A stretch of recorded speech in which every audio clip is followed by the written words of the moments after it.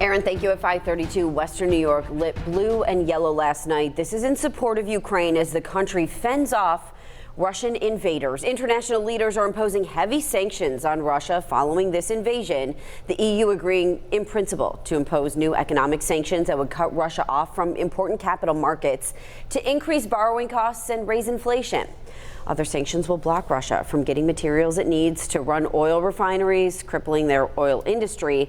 But some experts say now it's too little too late.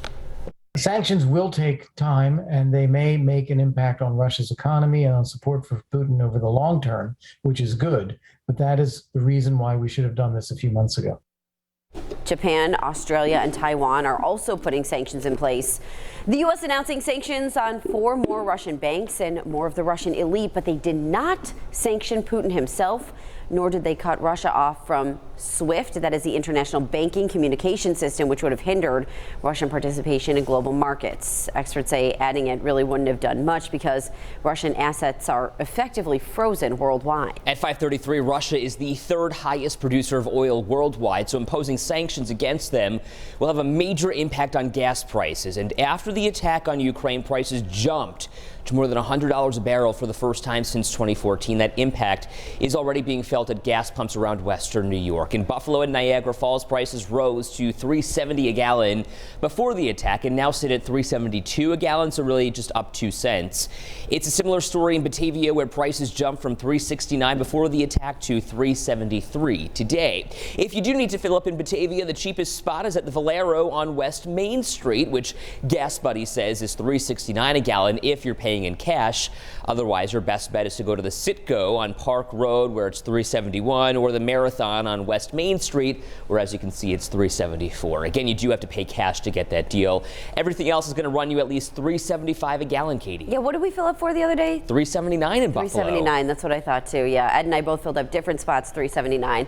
Hey, many people are turning to electric vehicles, which is increasing demand for one local company, Spark Charge.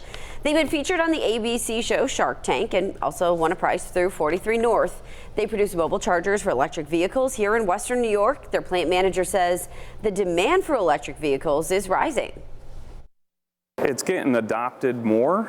It's not as fast as the larger cities like, LA, Boston, New York, things like that. For whatever reason, I'm not sure. But I do see it getting a larger following here. More and more vehicles are popping up on the road here.